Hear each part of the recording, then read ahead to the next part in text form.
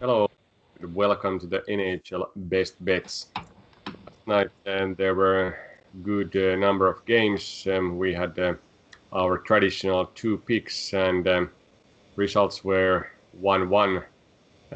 Nashville Detroit was under in our books. A game was under for first two periods, but then Detroit decided that enough is enough, and they stopped playing. Nashville scored quite a few goals then during the last period, and the end result was 7-1. So clearly over, and nothing to tell more about this game. But Winnipeg continued their good play in Montreal. They won 3-2, even though Montreal outshot them. But goalie Connor Hellenbach was playing very well, and and overall, Winnipeg performance was as expected. I think result was exactly as our simulations predicted. So Tommy won a good game and one so-so Detroit performance. Yeah, Detroit did exactly what we were afraid of, or actually Nashville did. So Detroit let the game go in the third period, and then Nashville scored 4 goals, and it was definitely an underlike game for the 2 periods. Nashville a better team. Detroit hanging in there, keeping the game quite close. It was 1-3 after 3 periods, so it looked like a certain under. Not a lot of shots either, I think, 10 per period for each team. So would have ended up 30-30. But yeah, this happens sometimes when the other team wants to make the playoffs and the other team wants to be the worst team in the league. So 1-7 final score, not exactly reflecting how the game went, but in the end, it was an over and we picked under. So false false pick from us. But as said before, I would make this bet again because it is an underlike game in all regards. And then in Montreal, as we predicted, Montreal played again offensively this way that they turned over the puck. They shot more than their opponent, but they allowed a lot of chances for Winnipeg from turnarounds, especially losing the puck in the offensive zone and then not tracking back as fast as they should. So that's how Winnipeg scored in the first period already 3 times. Most of them can be put in the lousy play by Montreal. So this is an issue for the Canadiens. This is why we play against them, that they are trying to play much more attacking ice hockey than they are capable of. And then it shows in a way that they allow a lot of chances for their opponents. So good pick from us, great value, and nice win for Winnipeg, who played exactly as they are supposed to play if they are to win these games. So very balanced effort from the visitors in Montreal. How about other games? There were a few games that we discussed yesterday. Dallas crashed Chicago on the road, and they look to be improving their game. Vice versa, Chicago is maybe declining a bit after the good start of the season. Yeah, Dallas now has shown that they are capable of challenging and they are gradually getting better and better. Now they have a little bit more consistency in their play. They're not that much up and down as they were early in the season. And they are only getting better if they get back Alexander Radulov, Tyler Seguin, a couple of other depth players are out. So it has been a great effort so far from Dallas in these past couple of games. And Chicago is now maybe declining to the level that was expected, that they are there to fight for the playoff chances. They looked good early in the season, maybe now going back a little bit, but still probably going to be a tough challenge in the playoff contest in that division. Yeah, if these two teams, what we discussed recently, Nashville and Dallas, are playing like they have been, there might be quite a tough fight for the last spot because still I think Tampa won last night. Carolina beat Florida 3-0 in the top matchup of the division. So these three teams are clearly better than others. Yeah, now it might come down to which teams in the bottom are able to beat the better teams. So if you're facing Tampa Bay, how much Tampa Bay does have this effort in them if they are facing Chicago's or the other teams playing. So now every single game for these Chicago, Nashville, and Dallas look like a playoff contest already. So I do think that they will put all in because neither of these teams want to be outside the playoffs. There is no tanking like Detroit and Buffalo, for example, have given up pretty much this season. Like I said, Carolina won Florida, and in Carolina, they've now won Florida twice in a row. There is healthy goalie competition in Carolina. 3 goalies that can be maybe number ones in any NHL team. This time it was Mr. Nedeljkovic who got shut out. So do you think he's showing his talent for the possible trade suitors, or he wants to stay in Carolina? I think Nedeljkovic has now challenged for the number 1 spot in Carolina. To start the season, it looked like Carolina might only have 3 fringe goaltenders, neither of them really NHL level. But then Mrazek played really well early on, got injured. Reimer played really well, and then Nedeljkovic definitely a breakthrough player for them. So now they have 3 goaltenders who have played very well. Partly, of course, due to Carolina's excellent defense and the way they play. So it's interesting to see if one of these goaltenders will get somewhere else, if it's number 1 spot they're looking for, or will it be just a backup. But I do think that Carolina wants to keep at least for this season all of these 3 guys, so they're not ending up like Colorado last season when pretty much everyone got injured, and then they probably did lose due to the fact that they didn't have any goaltenders in there. Yeah, depth makes big difference at the end during the playoffs, and especially in goalie, when you don't have one, you miss even the proper backup there. Yeah, it is definitely the most important job in a hockey team is the goaltender. How about our simulations? How they did yesterday and overall this season? We have got good numbers, but has the profit column increased night after night? Yeah, we've had an excellent last week or 7 days in the past now. Last night plus 306 side value, only 3 picks incorrect. And in Moneyline, we are yet to make a perfect night out of it, but now it was really close. So 1 game we missed, which was Pittsburgh winning in New York, which we did have for the Rangers. But all other games, Moneyline, correct, so plus 619 from that category, which is a great result. And from the past 3 days, we have the side value 21 correct out of 30 games. So this is probably the best we've ever done in this short period of time. So very good, and let's keep this trend going and try to pick the right games also in our videos. Yeah, it's always good that machine performs well. We just need to catch up with it. So we naturally put our qualitative knowledge into the game and not rely only on quantitative system, but most of the time the system beats us, but we can maybe change that at some stage. Yeah, it does look that volume really matters this time. So when you are making more bets, you're winning more of them. So it's good. Also notable thing from the simulations point of view, the Western Division that we done pretty badly early on. We were minus 2,000 something. Now it's only minus 950. So we are improving in that division as well. Not entirely sure what's the reason behind it, but the system does what it does, so it's getting the Western Division games correct as well. Speaking about West Division games, we have picks for tonight, starting with Minnesota going to St. Louis in West Honda Division.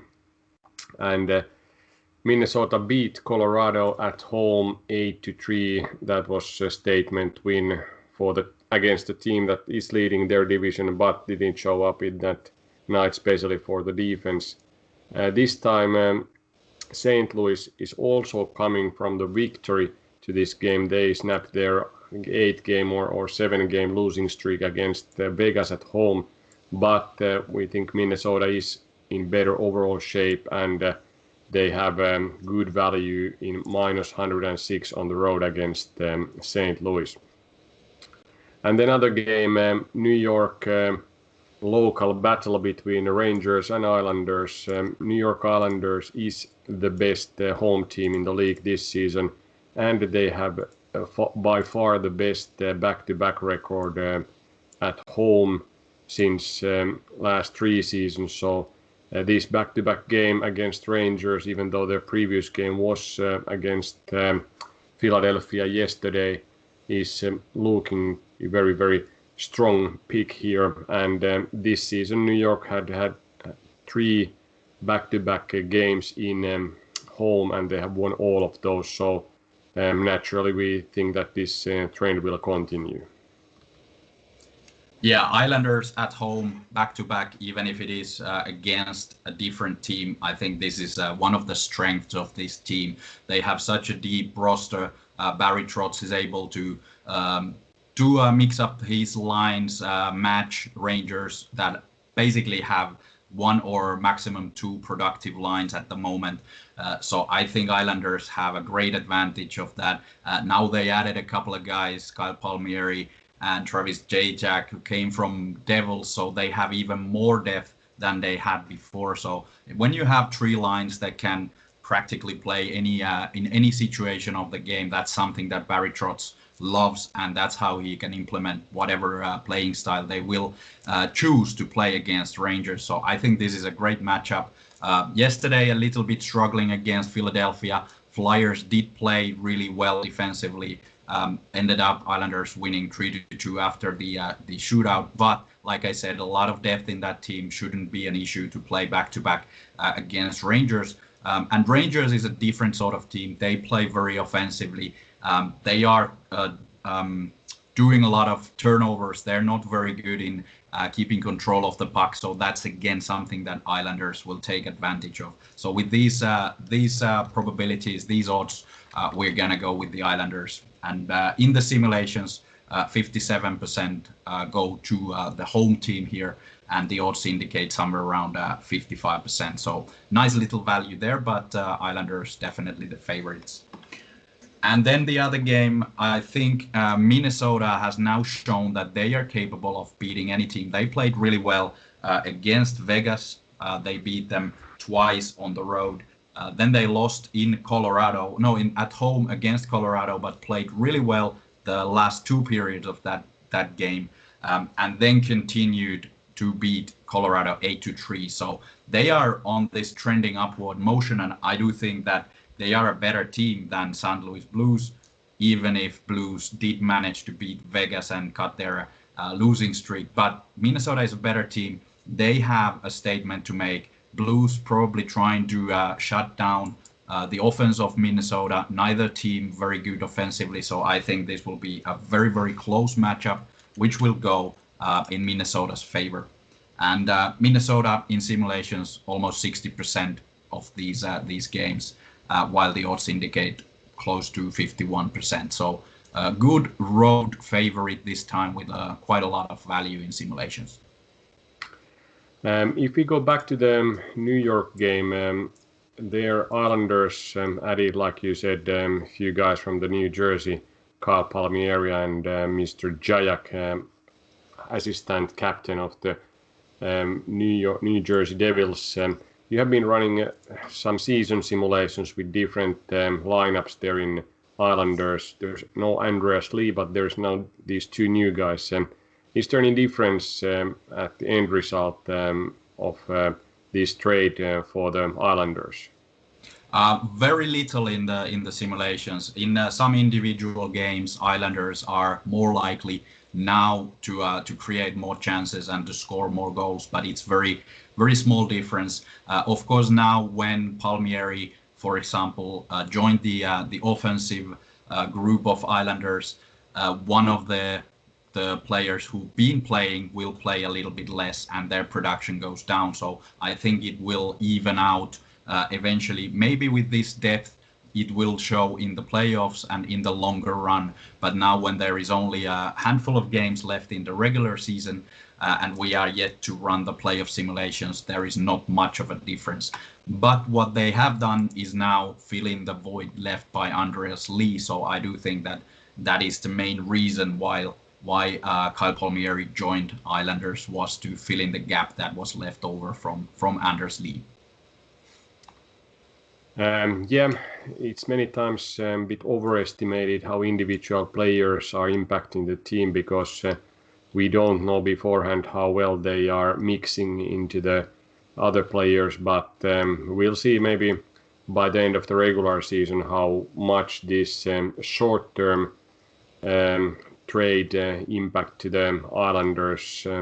They have been playing better than expected, and maybe the management thinks that it's now or never with this group of guys to win it all. It was a pretty good value for Islanders to get these guys, and like mentioned, Barry Trotz likes to have a lot of depth, a lot of options to mix his lines, to match his lines, to do all sorts of things to make it more difficult for the opponent. So I think this plays very well for New York Islanders' hopes of actually getting through to at least to the conference finals. Let's see how it plays out this season, but that's something that Islanders have not yet done, but I think they have a great chance this year. Another end of the trade, New Jersey plays against Pittsburgh, and Pittsburgh is a clear favorite here on the road, almost 70% probability based on the simulations. Then we have two other teams, bit similar situation. Washington on the road against lousy Buffalo, over 70% probability, and Colorado also on the road against Anaheim, over 80% win probability. So do you think three road favorites with very big numbers are worth the bet tonight? I think individually they might be worth a bet, because all of these teams who are facing a lot inferior opponents. So I do think that there is a lot to play for Penguins, for example, to try and secure their playoff position. It's a very tough division, so they do have to win these Devils and the like. So I do think Penguins will take this game. I think that New Jersey has been quite difficult place for Penguins. I'm not entirely sure of the facts, but it feels so. So now they have to step up their game and beat Devils, who have all but given up this season by sending Jacek and Palmieri out. Maybe some more trades coming their way as well. So I do think Pittsburgh Penguins will win it. We have 67% chance for that happening in the simulations. And similar thing, Washington a little bit better performed this season. Quite certain to make the playoffs already, but still they do have to beat these Buffaloes and the like, and not a lot going on for Buffalo as we've seen, and they are probably gonna try and make some moves as well, getting rid of death weight if they can, and sending some players to contenders or playoff teams and receiving some draft picks for another round of rebuilding or retooling for Sabres. And Colorado, of course, just simply the best team at the moment in the league, even if they lost to Minnesota quite heavily against the worst team in the West, Anaheim. So can't really not play for Colorado here. In simulations, 82% go for Colorado. They are better in every aspect of the game. So odds of minus 350, not so attractive, but still a couple of percent value there. Let's see how these favorites do, and we'll also have a close look to road favorite in St. Louis, as Minnesota is one of our picks. We'll be back tomorrow with new previews and reviews. See you tomorrow.